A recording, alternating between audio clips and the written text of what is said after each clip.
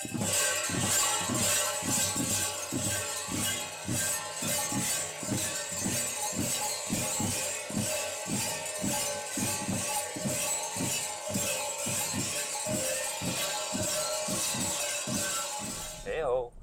monk here, driving down my hill. I'll show you a Bulgarian tradition that dates back to over 1,000 years before Christ. It's really old and it's still valid around here. In each area it's a little bit different, and especially around here in the mountains it's a bit special, it's a bit different.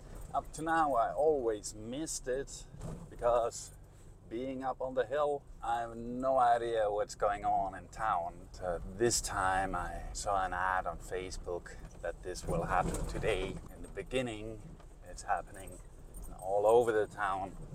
Well, it's not spread, it's local and it's moving. So I hope I'll find this group of monsters that are around. It's the tradition of the Kukeri. Ancient, loud, and impossible to ignore. Long before you see them, you hear them. The sound carries through the streets, low, metallic, rhythmic. Each step pulls the group closer. Slow, heavy, intentional. This is how the ritual begins. Not with spectacle, but with approach.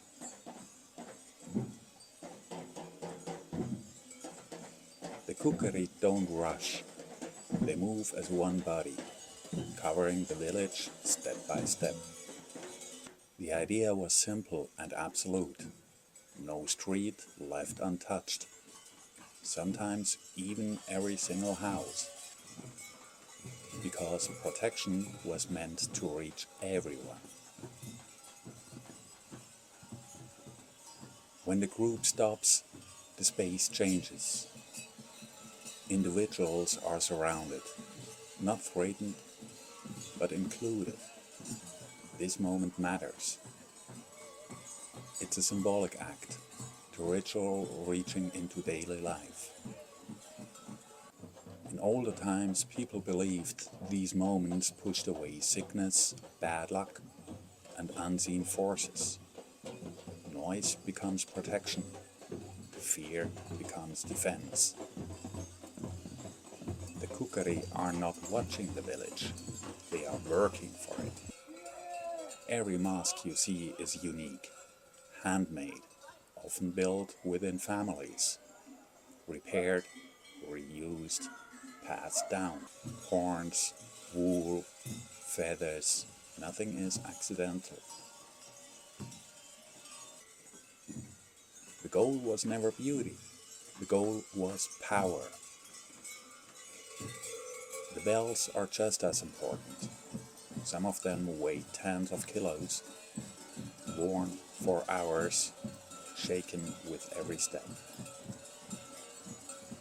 Only the strongest men were once allowed to carry them. Today, something has changed. Children now walk alongside the adults. Smaller masks, lighter bells. In earlier times, this would have not been allowed. But this is how traditions survive. Not by freezing in the past, but by being lived by the next generation. They don't learn it from books, they learn it by walking the same streets. Around the ritual, everyday life continues. Food, crafts, souvenirs. It might seem like a contrast. Ancient ritual beside modern commerce. But this balance is what keeps the tradition alive. It adapts, it absorbs, it continues. The rhythm tightens. The drum sets the pace. Slow, heavy, commanding. Every jump hits the ground with force. Every movement amplifies the sound of the bells.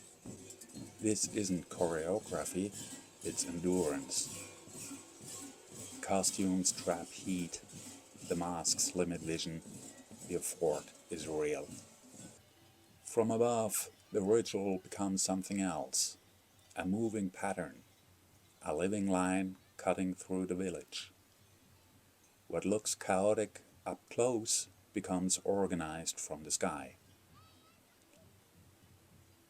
The Kukeri are guiding something invisible, from the edges towards the center.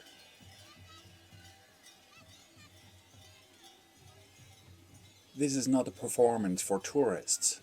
It belongs to this place, to these streets, to these people. For one day, the village moves to an older rhythm.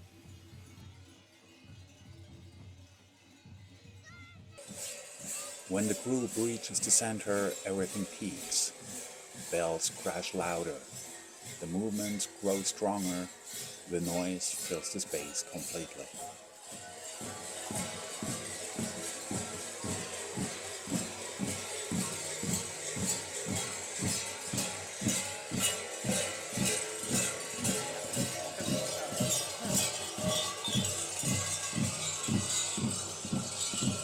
And then, slowly, it ends. The masks are removed, not as part of the ritual, but because the costumes are heavy and the heat is real. Suddenly, faces appear, breathing slows, the Kukeri return to being people. This moment is important. It reminds us that tradition survives not because it's easy, but because people choose to carry it. Year after year, step by step. For a short time, chaos is allowed. Noise becomes protection, and winter is pushed one step closer to its end. If you enjoy witnessing traditions like this, real, lived, and still evolving, consider subscribing to the channel. There are many more stories waiting in the quiet spaces between noise.